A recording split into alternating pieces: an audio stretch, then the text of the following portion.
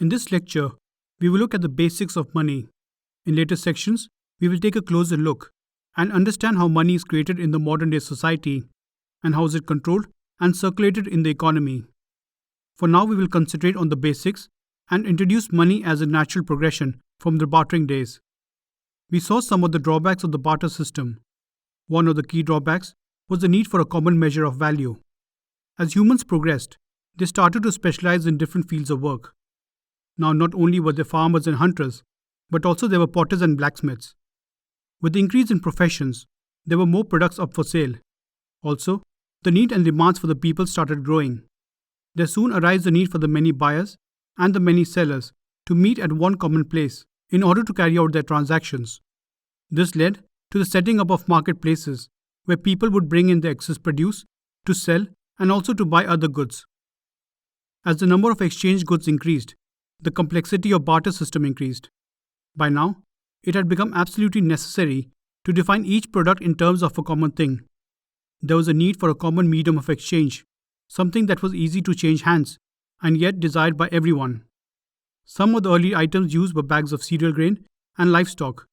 Eventually, people started using specific commodities such as gold and silver, which was durable, easy to use, and had value.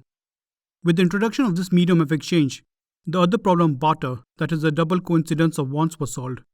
Now you could buy your iPhone without waiting for someone who would need your product in return. Now, by definition, money has a very vague concept. Can a grain of rice be termed as money, or does it have to be something very specific? Economists have come to define money as anything that fulfills four functions. Number 1. Money should act as a medium of exchange. Just as we do in our everyday lives, money should be used to buy or sell goods or services. Number 2. Money should be used as a way to postpone purchases. Let's go back to the barter example. Assume you wanted to buy an iPhone for your birthday, which is 6 months away. To buy that phone, you find a willing seller who plans to buy 1,000 liters of milk from you. Even though you may have an excess of milk bottles now, 6 months down the line, the milk will get spoiled and its value will degrade to nothing. You simply cannot store its value. Money solves this problem. As long as currency is not experiencing rapid inflation, holding wealth in money form allows you to delay the purchases of your new iPhone. This brings us to our third point. Money should act as a means of payment. It can be used to pay back debt to people or entities from whom money has been borrowed. Try doing that with your bottles of milk, and you will realize the intricacy.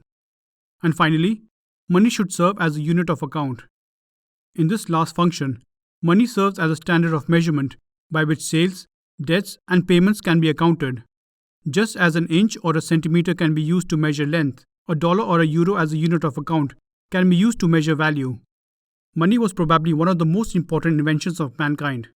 Its introduction also led to the beginning of the early banking system.